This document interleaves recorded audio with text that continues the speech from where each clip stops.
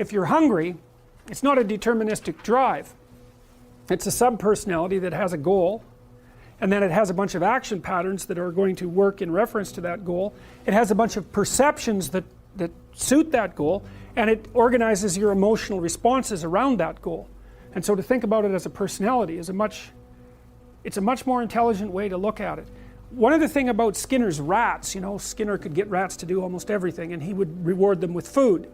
And so he had a simple rat model, but his rats were starved down to 75% of their normal body weight. So not only were they not social, gregarious rats like rats are, because they were isolated, they were genetically altered from wild rats, but they also weren't as complex as a real rat because they were starving. And so, but you know, a starving rat is a pretty good model of a rat, and a rat is a pretty good model of a person. But a lot of our models of simple behavioral learning were based on starving, isolated rats. So anyways, how to think about motivation? We'll think about it from the hypothalamic perspective. So we could say one thing that motivation does is set goals. And we could say that emotions track progress towards goals. And I'm going to use that schema even though it's not exactly right. So you say, well, motivation determines where you're going to aim. So if you're hungry, you're going to aim at something to eat. And then that will organize your perceptions so that you zero out everything that isn't relevant to that task, which is almost everything. You concentrate on those few things that are going to facilitate your movement forward. When you encounter those things, that produces positive emotion as you move through the world towards your goal, and you see that things are laying themselves out that facilitate your movement forward. Those things cause positive emotion. And if you encounter anything that gets in the way, then that produces negative emotion, and it can be like threat, because you're not supposed to encounter something that gets in the way. It can be anger, so that you move it away. It can be frustration, disappointment, grief. Those would, if you had a response that serious to an obstacle, it would probably punish the little motivated frame right out of existence. You know, so you walk downstairs and, I don't know, the contracting company has set a wrecking ball through your kitchen. It's like, that's going to be disappointing. You're not going to keep eating the peanut butter sandwich in the rubble. That little frame is going to get punished out of existence, and some new goal is going to pop up in its stead. And you know, one of the things we're going to try to sort out is how do you decide when you've encountered an obstacle that's so big that you should just quit and go do something else, because that's not obvious. You know, and you can get into counterproductive persistence pretty easily. So we don't know how people solve that problem. It's a really complicated one. So anyways, we're going to work on that scenario. Your hypothalamus pops up micro goals that are directly relevant to biological survival. That produces a frame of reference. So it's not a goal, it's not a drive, and it's not a collection of behaviors. It's a little personality. And the personality has a viewpoint, it has thoughts that go along with it. It has perceptions, it has action tendencies, all of that. You can see this in addiction, most particularly. So one of the things that you find often with people who are alcoholic is they lie all the time. And that's because when they've built a little alcohol-dependent personality inside of themselves, or a big one, maybe it's 90% of their personality, and one of the things that consists of is all the rationalizations that they've used over the years to justify their addiction to themselves and to other people. And so the addiction has a personality. You know, and so when the person is off, or maybe they're addicted to meth or something like that, where we know the addiction is more, it's more short-term powerful than I would say than an alcohol addiction. They'll say anything. And the words are just tools used to get towards the goal. And if they happen to be deceptive, whatever, it doesn't matter. They're just practical tools to get towards the goal. And then when you get towards the goal and you take a nice shot of meth or something like that, you reinforce all those rationales that you used to get the drug, and then the next time you're even a better deceiver and liar. So okay, so we're going to say motivations, one way of thinking about it is they set goals, but it's not the right way of thinking about it. They produce a whole framework of interpretation. And so we're going to think about that framework of interpretation. And then emotions emerge inside of that. So that's it. So the world is framed, motivation set goals. You could say the world has to be framed. So motivation sets that frame. Goals, emotions, perceptions, and actions. And then actions track progress. So positive emotion says you're moving forward properly towards your goal. And if you encounter something you don't expect, you stop. That's anxiety. It's like, oh, we're not where we thought we were. And so we don't know what to do. So we should stop because we don't know where we are or what we're doing. Stop, frozen. And then the more powerful negative emotions like pain, they might make you get out of there. So emotions, forward, stop, reverse, that's your emotions within that motivated frame. So, and that's another example of how your mind is embedded in your body. Your emotions are like they're offshoots of action tendencies. That's the right way to think about it, because action is everything fundamentally. So what are some basic motivations? Most of these are regulated by the hypothalamus, by the way, and that tells you just how important a control system it is. The other thing that's useful to know about the hypothalamus is that it has projections going up from it that are like tree trunks, and inhibitory projections coming down that are like grapevines. So you can kind of control your hypothalamus as long as it's not on too much, but if it's on in any serious way, it's like it wins. So partly what you do to stop yourself from falling under the dominion of your hypothalamus is to never ever be anywhere where its action is necessary, right? You don't want to go into a biker bar because you might find yourself in a situation where panicked defensive aggression is immediately necessary. You probably don't want that. You don't want the panic, you don't want the terror, you don't want the frenzied fight, you don't want any of that. You don't want to have to run away in absolute panic. So you just don't go there. And a huge part of how we regulate our emotions is just by never going anywhere where we have to experience them. And so that has very little to do with internal inhibitory control and everything to do with staying where you belong. So, okay. So, basic motivations. Hunger, thirst, pain. Pain is not regulated by the hypothalamus. That's a different circuit. Anger/aggression. Thermoregulation. Panic and escape. Affiliation and care, sexual desire, exploration, play, and you can kind of break those in. You can kind of break those into the classic Darwinian categories too, and say, well, there's a set of motivations that go along with self-maintenance. That'd be your survival, ingestive and defensive. See, I've sort of coded them there. So the self-maintenance. There's an ingestive set of basic motivations that go with self-maintenance. You say that's hunger, thirst. There's a set of defensive motivations, pain, anger, thermoregulation, panic and escape. And then there's motivations that are associated with reproduction, affiliation, care, and sexual desire. And then I put exploration and play sort of outside of that. I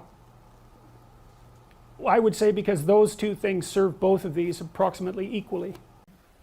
When I went to Harvard, I came from McGill, and I had spent a lot of time with my advisor there and a research team that he had trying to understand the genesis of antisocial behavior, and among adolescents mostly. So, well, as kids as well. Antisocial behavior is very persistent, so if you have a child who's conduct disordered at the age of 4, the probability that they will be criminal at the age of 15 or 20 is extremely high. It's unbelievably stable. It's a very dismal literature because you see these early onset aggressive kids and it's persistent, and then you look at the intervention literature and you throw up your hands because no interventions work. And believe me, psychologists have tried everything you could possibly imagine and a bunch of things that you can't in order to ameliorate that. So we were really interested in trying to understand, for example, if you're antisocial by the age of 4, then there isn't an intervention that seems to be effective. So, and the standard penological theory is really quite horrifying in this regard, because what you see is that male aggression peaks around the age of 15 and then it declines fairly precipitously and sort of normalizes again by the age of 27. And standard penological theory essentially is this cold-hearted. It's like if you have someone who's a multiple offender, you just throw them in prison till they're 27. Then they age out of it. And that's all there is to it. That's what we've got.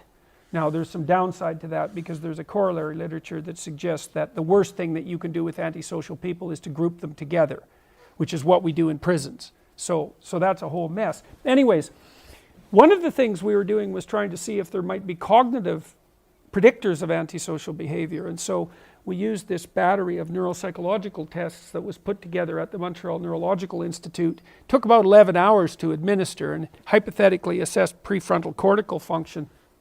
And we computerized that and reduced it to about 90 minutes, and then assessed antisocial adolescents in Montreal, and found out that they did show deficits in problem solving ability that we associated with prefrontal ability. When I got to Harvard, I thought, well, that's interesting. We could use the neuropsych battery to predict negative behavior. Perhaps we could use it to predict positive behavior. So I thought, well, what if we turned the neuropsych battery over and thought, well, can we predict grades, for example? Because that's a decent thing to predict. So we ran a study that looked at Harvard kids, University of Toronto kids, line workers at a Milwaukee factory, and managers and executives at the same factory. And what we found was that the average score across these neuropsychological tests, they were kind of like games. They were game-like, So in one test, there were 5 lights in the middle of the screen, and a box was associated with each light, and you had to learn by trial and error which box was associated with each light. That was one of the tests. So we took people's average score across the tests because they seemed to clump together into a single structure. You can find that out statistically. If you take a bunch of tests, you can find out how they clump together statistically by looking at their patterns of correlations. And you might get multiple clumps, which is what happens with personality research, where you get 5, or you might get a singular clump, which is what happens in cognitive research. And we got a single clump, essentially. And then we were trying to figure out if, at the same time, I was reading the literature on performance prediction. And there's an extensive literature on performance prediction, a lot of it generated by the armed forces, by the way, indicating that IQ is a very good predictor of long-term life success. And so here's the general rule. If your job is simple, which means you do the same thing every day, then IQ predicts how fast you'll learn the job, but not how well you do it. But if your job is complex, which means that the demands change on an ongoing basis, then the best predictor of success is general cognitive ability. And I learned that the general cognitive ability tests clump together into a single factor. That's fluid intelligence, or IQ. And then we didn't know if the factor that we had found was the same factor as IQ. And we still haven't really figured out whether or not that was the case, because it kind of depends on how you do the analysis. But anyways, I got deeply into the performance prediction literature, and I found out, well, if you wanted to predict people's performance in life, there's a couple of things you need to know. You need to know their general cognitive ability if they're going to do a complex job. You need to know their trait conscientiousness. Some of you might have heard that rebranded as grit in a very corrupt act, by the way, because it's a good predictor of long-term life success. Freedom from negative emotion, low neuroticism, is another predictor, but it's sort of third on the hierarchy. And then openness to experience, which is a personality trait, is associated with expertise in creative domains. The evidence that, now I should tell you, since it's such a complicated question, I should tell you how to make an IQ test, because it's actually really easy, and you need to know this to actually understand what IQ is. So imagine that you generated a set of 10,000 questions, okay, about anything. They could be math problems, they could be general knowledge, they could be vocabulary, they could be multiple choice. It really doesn't matter what they're about, as long as they require abstraction to solve. So they'd be formulated linguistically, but mathematically would also apply. And then you have those 10,000 questions. Now you take a random set of 100 of those questions, and you give them to 1,000 people, and all you do is sum up the answers, right? So some people are going to get most of them right, and some of them are going to get most of them wrong. You just rank order the people in terms of their score. Correct that for age and you have IQ. That's all there is to it. And what you'll find is that no matter which random set of 100 questions you take, the people at the top of one random set will be at the top of all the others. And with very, very, very high consistency. So one thing you need to know is that if any social science claims whatsoever are correct, then the IQ claims are correct, because the IQ claims are more psychometrically rigorous than any other phenomenon that's been discovered by social scientists. Now, the IQ literature is a dismal literature. No one likes it. Here's why. Here's an example. So here's a fun little fact for you, for liberals and conservatives alike, because conservatives think there's a job for everyone if people just get off their asses and get to work. And liberals think, well, you can train anyone to do anything. It's like, no, there isn't a job for everyone. And no, you can't train everyone to do everything. That's wrong. And here's one of the consequences of that. So as I mentioned, the Armed Forces has done a lot of work on IQ, and they started back in 1919, and the reason they did that was because, well, for obvious reasons, let's say there's a war and you want to get qualified people into the officer positions as rapidly as possible, or you'll lose. So that's a reason. Now the Armed Forces has experimented with IQ tests since 1919, and in the last 20 years a law was passed as a consequence of that analysis, which was that it was illegal to induct anyone into the Armed Forces who had an IQ of less than 83. Now the question is why? And the answer was, all of that effort put in by the Armed Forces indicated that if you had an IQ of 83 or less, there wasn't anything that you could be trained to do in the military that wasn't positively counterproductive. Now you got to think about that, because the military is chronically desperate for people, right? It's not like people are lining up to be inducted, right? They have to go out and recruit, and it's not easy, and so they're desperate to get their hands on every body they can possibly manage. And then, especially in wartime, but also in peacetime. But then there was another reason too, which was the Armed Forces was also set up from a policy perspective to take people in the underclass, let's say, and train them and move them up at least into the working class or maybe the middle class. So there's a policy element to it too. And so even from that perspective, you could see that the military is desperate to bring people in. But well, with an IQ of 83 or less, it's not happening. Okay, so how many people have an IQ of 83 or less? 10%. Now, if that doesn't hurt you to hear, then you didn't hear it properly.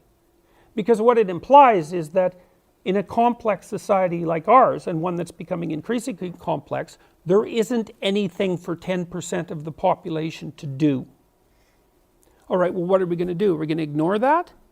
We're going to run away from that? And believe me, we have every reason to. Or we're going to contend with the fact that we need to figure out how it might be possible to find a place for people on the lower end of the general cognitive distribution to take their productive and worthwhile place in society. And that isn't just going to be a matter of dumping money down the hierarchy, because giving people who have nothing to do money isn't helpful. It doesn't work. It's not that simple. Well, so that's kind of an answer to the question of whether or not we should deal with IQ forthrightly. It's like, if you can find a flaw in that logic, like, just go right ahead. It's not like I was thrilled to death to discover all of this. By no stretch of the imagination was that the case. So what? So IQ is reliable and valid. That's the first thing. It's more reliable and valid than any other psychometric test ever designed by social scientists by a factor of about 3. That's fact number 1. Fact number 2 is it predicts long-term life outcome at about 0.3, 0.4, which leaves about 85%, 70 to 85% of the story unexplained, but it's still the best thing that we have. Well, it's also the case that in places like Great Britain, when IQ tests were first introduced, they were actually used by the socialists, and they were used to identify poor people who had potential, cognitive potential, and to move them into institutes of higher education. So there's an upside, a social upside as well. This is something you can't say anything about without immediately being killed. So I'm hesitant to broach the topic. But I'll tell you one thing that I did in the last week that's relevant to this. And this just shows you how complex the problem is. First of all, we should point out that race is a very difficult thing to define because racial boundaries aren't tight, right? So when you talk about racial differences in IQ, you're faced with the thorny problem of defining race. And that's a big problem from a scientific perspective. But we'll leave that aside. And I wrote an article this week. Somebody stood up at one point in one of my talks, and Vice, bless their hearts, took this particular question and used it as an indication of the quality of the people who are my so-called followers. And by the way, the quality of my so-called followers is pretty damn high. And you can find that out quite rapidly just by looking at the YouTube comments, which are head and shoulders above the standard set of YouTube comments, I can tell you that. So someone asked me about the Jewish question, right? And the implication, it was actually someone Jewish, and the implication was that Jews are overrepresented in positions of authority and power. And I had just spoken for like an hour and a half, and this guy had an axe to grind, and I thought, there's no goddamn way I'm getting into this at the moment. And so I said I can't answer that question. But that's not a very good answer. So I wrote a blog post this week, and I said, look, here's the situation. All right. Jews are overrepresented in positions of power and authority. But then let's open our eyes a little bit, and think for like 2 or 3 seconds and think, hey, guess what? They're also overrepresented in positions of competence. And it's not like we have more geniuses than we know what to do with, and if the Jews happen to be producing more of them, which they are, by the way, then that's a pretty good thing for the rest of us. So let's not confuse competence with power and authority, even though that's a favorite trick of the radical leftists, who always fail to make that distinction. Well, why does this overrepresentation occur? Because it does. There's also overrepresentation in political movements, including radical political movements. Okay, why? Well, answer 1, Jewish conspiracy. Okay, that's not a very good answer. We've used that answer before. All right, but do we have an alternative? Well, here's an alternative. The average Ashkenazi IQ is somewhere between 110 and 115, which is about 1 standard deviation above the population average. And so what that means is that the average Ashkenazi/European Jew has an IQ that's higher than 85% of the population. That's a lot higher. Now, that doesn't make that much difference in the middle of the distribution, okay? But geniuses don't exist at the middle of the distribution. They exist at the tails of the distribution. And you don't need much of a move at the mean to produce walloping differences at the tails. And the tails are important because a lot of where we draw exceptional people from the exceptions, right? So here's another example of the same thing. Most engineers are male. Why? Because men are more interested in things and women are more interested in people. And you might say, well, that's sociocultural. It's like, no, it's not. And we know that because if you stack up countries by their egalitarian social policies, which you can do quite effectively, and then you look at the overrepresentation of men in STEM fields, the overrepresentation increases as the countries become more egalitarian. So it's not sociocultural. Okay, now men aren't that much more interested in things than women. It's 1 standard deviation, which is about the same difference, by the way, between the population norm and the Ashkenazi Jews. But if you're looking at the 1 person in 20 or the 1 person in 50 who's hyper interested in things and thus likely to become an engineer, then most of them are men. Here's another example of the same thing. Men are more aggressive than women. Now, you might ask, how much? And the answer to that is, best place to look at that is in Sweden, where the egalitarian policies have been laid out for a long period of time, and you can get a more direct inference about biology. If you took a random man and a random woman out of the population, and you had to bet on who was more aggressive, and you bet on the man, you'd be right 60% of the time. So that's not that much, right? It deviates from 50-50, but it's not like 90-10, it's 60-40. Okay. So what does that mean? Well, we got a tail problem here again. Let's say that now you decide to go out onto the extremes of aggression and you identify the most aggressive 1 in 100 persons. They're all men. Guess who's in prison? Those people. That's why most of the people in prison are men. And so this is elementary. Part of the problem in our society is that we don't understand statistics. We don't understand that you can have relatively small differences at the population level that produce walloping consequences at the tails of the distribution. Okay, so back to IQ. One final thing to say about IQ. The ethnic differences are difficult to dispense with. It's not easy to make them go away. You can say, well, the tests aren't culture fair. Well, here's a test of that. So imagine you test group A with an IQ test and you test group B with an IQ test, and then you look at their actual performance in whatever you're predicting. If the test was biased against ethnic group A, then it would underpredict their performance. And that doesn't happen. Now you could say, well, there's systemic bias in the performance measures and the potential measures. And that's a possibility. All right. Now, one other thing about that.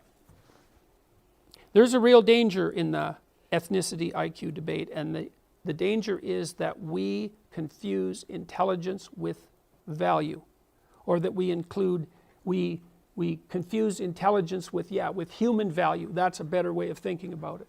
And one of the things that we're going to have to understand here is that that's a mistake, is that being more intelligent doesn't make you a better person.